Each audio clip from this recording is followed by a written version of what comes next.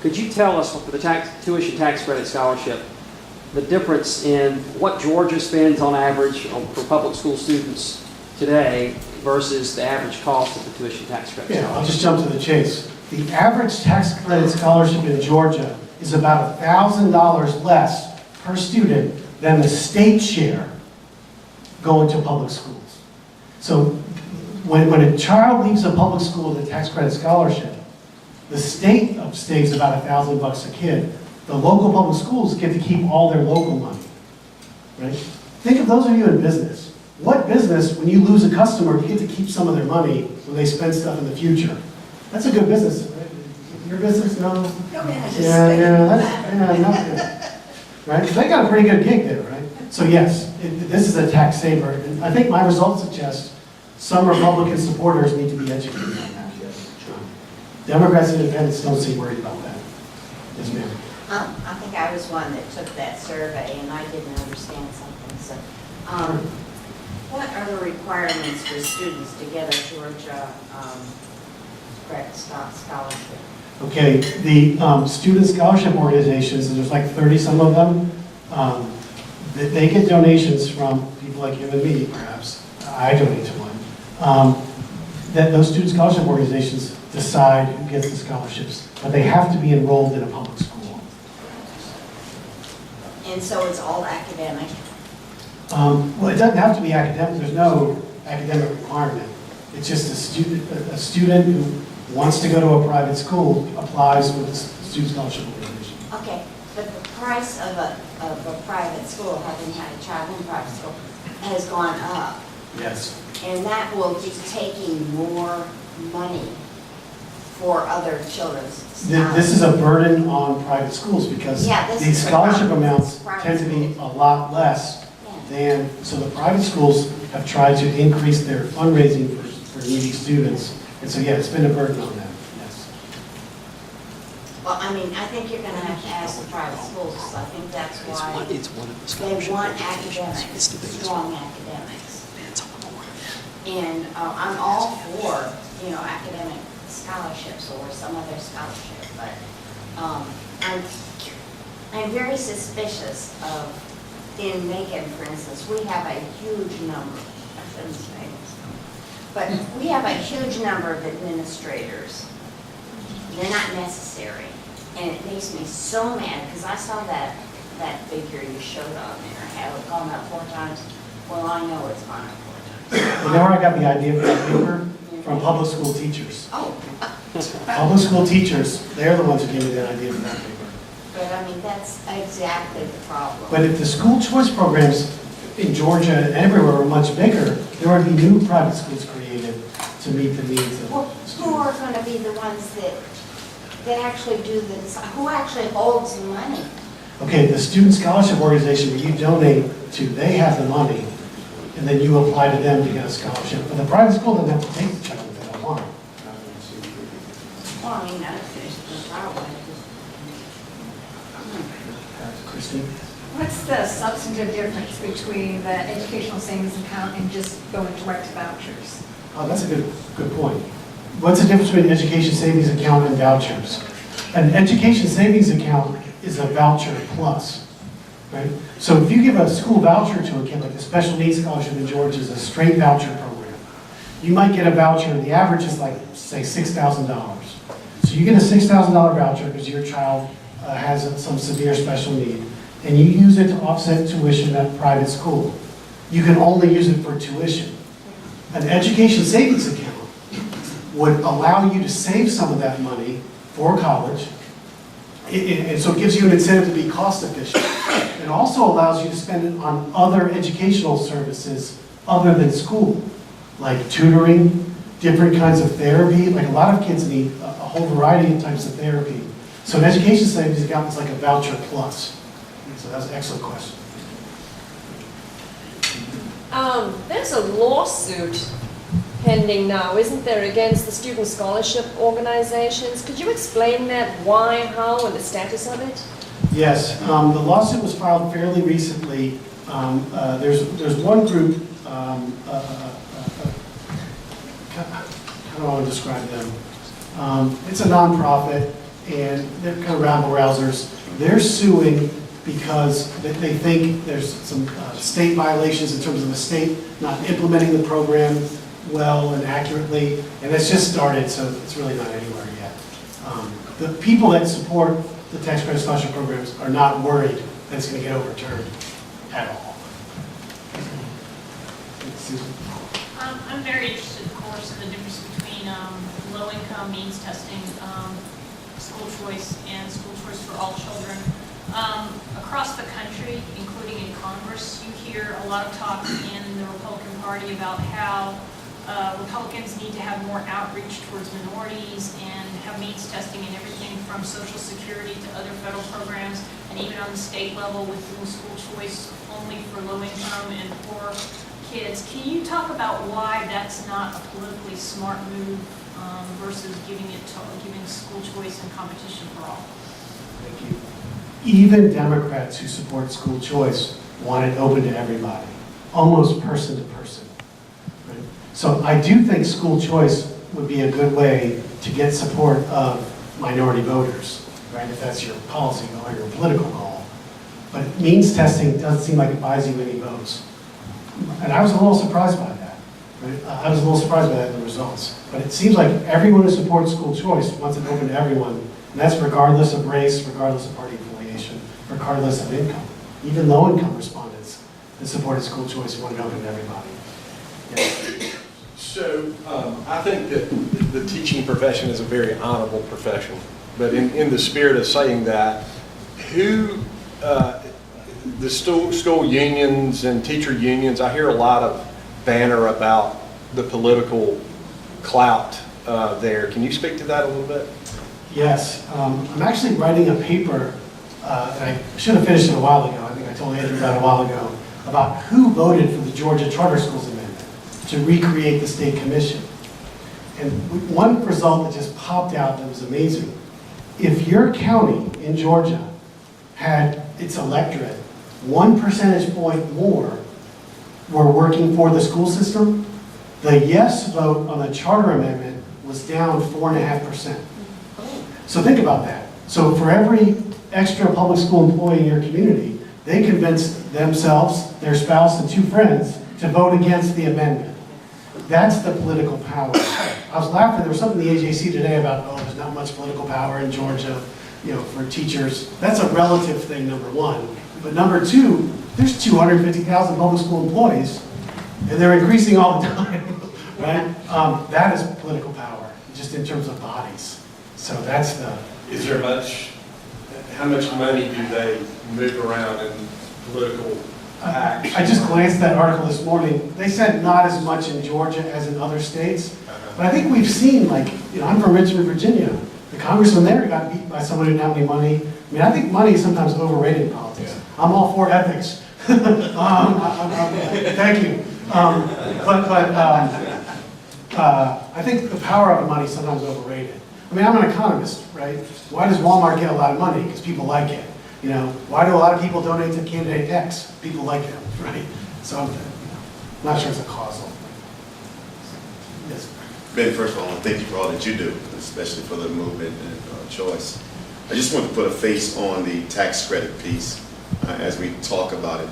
There was a young lady who came to me 8 years ago. She was in Bay County schools. She suffers from Crohn's disease really bad. She said, I want to go to school and I want to be a material chemist. Well, at that particular time, I didn't know what a material chemist was, so I had to go and Google it and find out. But she basically wanted to find a cure for her own Crohn's disease. And she wanted to go to a school where she can, when she graduates, she will go to the university as a sophomore. Well, the only school that we can get her in that fit that criteria was FPD. She got into FPD and we ended up getting her a tax credit scholarship. She graduated this year and she's enrolled in the University of Florida as a sophomore because of a tax credit. But her circumstances from this community where she had an alcoholic father, a mother who barely had an education, she is going to be a great student at the University of Florida. Had we not had that choice, she wouldn't have had that opportunity. By the same token, we closed 2 charter schools this year. And as a black Republican who's reaching out to all in this state, all kids, believe that choice should be for all kids, that we shouldn't have a means test. We have areas in our state right now where we have rural areas where their education is just as bad as inner cities. And we can't afford that to happen in Georgia. So this whole movement of parental choice is what I call it. We have to be more effective than the unions. We have to have more strength, more power, and we really got to have all options on the table for choice. And so I hope that when we eat, we just don't meet to eat and hear Ben. I hope we all get involved in the movement because Ben is doing some great work and we have to implement this work. So thank you, Ben. Thank you. We just learned I'm at best the second best speaker here today. So. Yes, sir.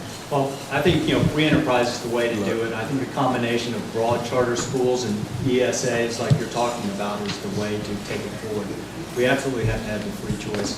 Now, New Orleans, you talk about broad scale, charter schools, there's an example where it worked, okay? And so broadening that, can you reflect on that? And because you kind of said charter schools, slow implementation, and there they just did it because they had to. They had to. Yeah. It was a big crisis. They had to. In New Orleans, basically all new schools were charter schools. They had what the traditional public schools were put in what was called the recovery school district, and they kind of shrank that, and they just let charter schools come open all over the place. And now people are moving to New Orleans for the schools. Yeah. People are moving to New Orleans for the schools. I went to Notre Dame and I had a lot of friends from the New Orleans area. They all live far away because of the schools, right? It has changed. It has been dramatic. Think about an urban community that went to full school choice. I met the head of the Georgia Chamber a couple years ago, and I said, just think about if we had universal school choice in Georgia. When you're recruiting companies, you could say, look at this.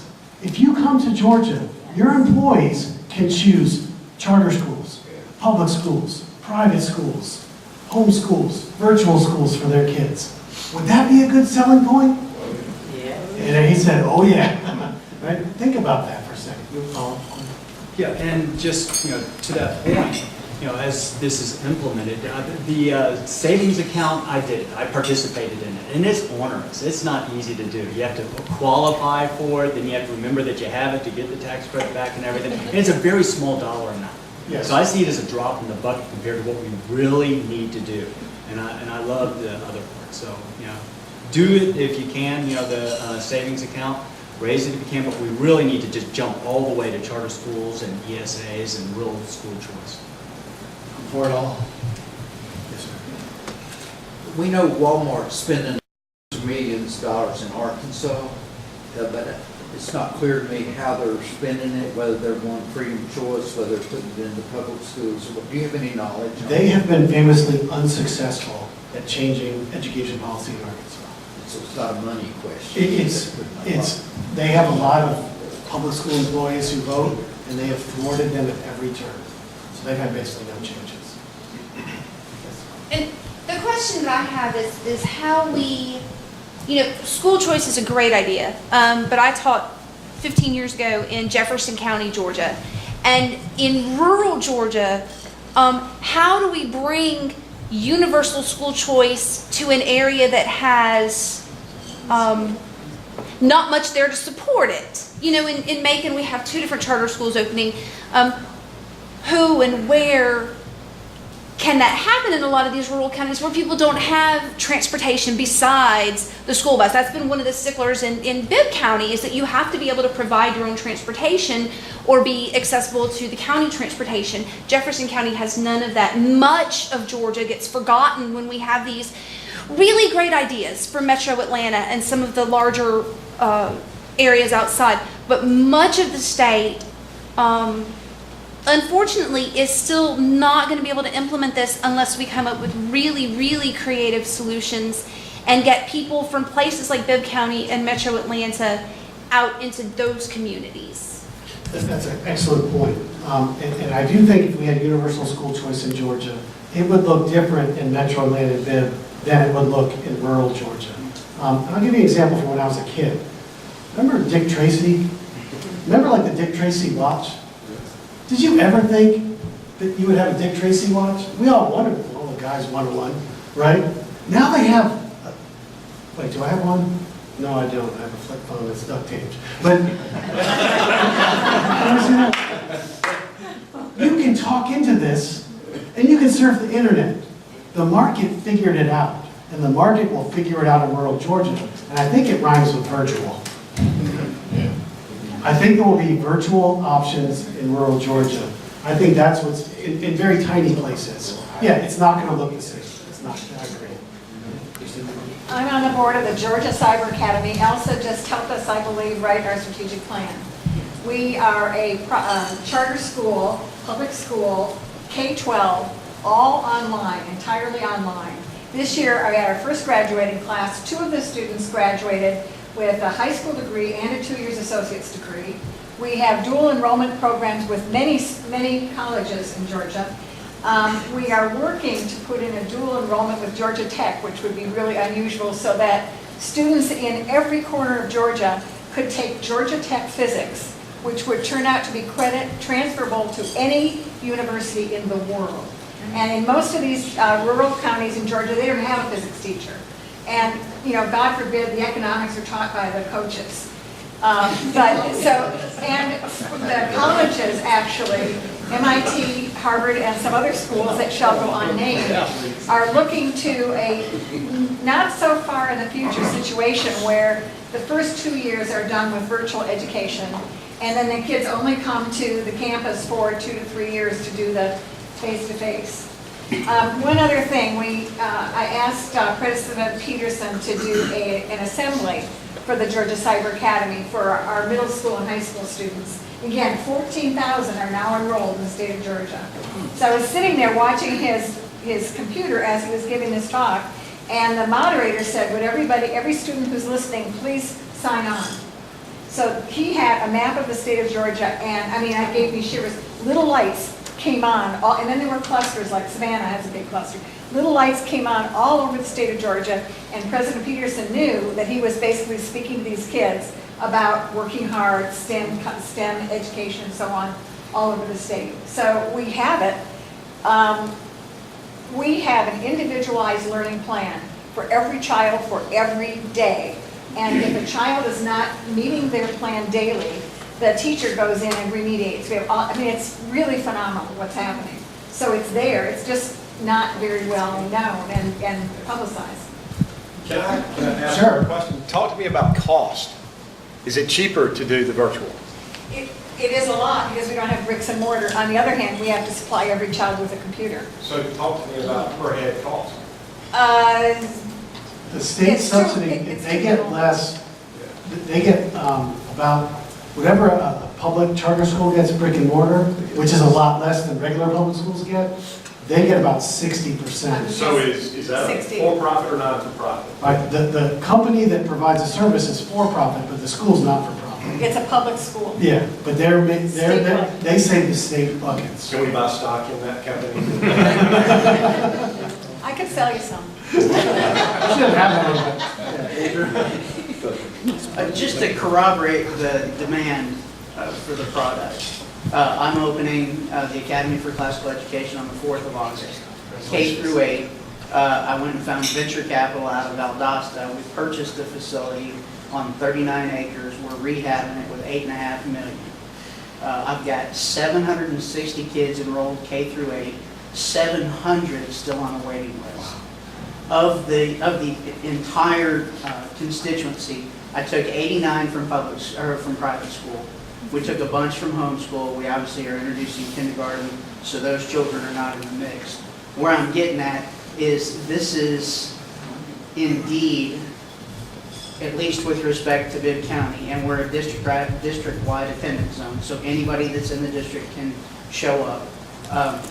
It's not just a case of a handful of parents thinking that maybe it would be a neat idea. There are 700 children that are waiting on a waiting list to start the 4th of August.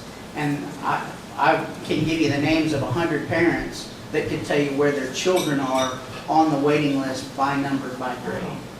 It's a substantial demand. Thanks for your I've been concerned a bit about the tax credit scholarship groups. There are quite a few of them, and how are they monitored to see that all of their income is not spent on administrative costs or that? And I have the same concern as Beverly, that it's academic versus other. Yeah, that's a great question.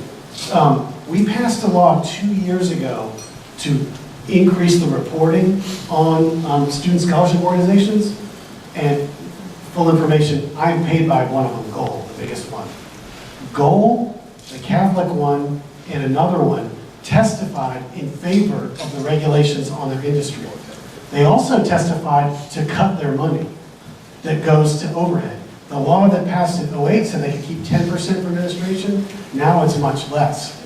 So the reputable SSOs are out there saying we want to rate it in. And now there's information on the Department of Revenue website about each SSO. So if you're thinking about being a donor, go there first and look at, are they giving money to kids you want to give it to? What's their overhead and things like that? And I think that is markets work, right? SSOs, even before the law was passed, were bragging about, we spend less on overhead than we're allowed to keep. We give scholarships to these kids, et cetera. So, I mean, that's just like any business, right? You want to get more donors, you want to get more customers, you got to brag about what you're doing right. So I think it's cleaning up itself, and I think that law was a good law passed 2 years ago.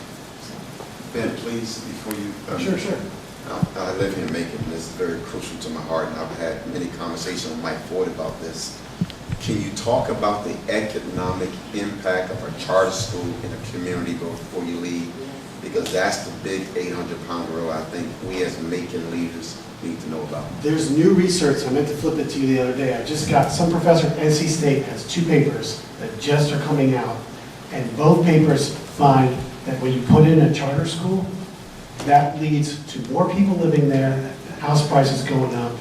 Yes, it is a great economic engine. People choose where to live based on school quality, even poor people. Everybody does. And it'll reduce traffic in Atlanta by having good.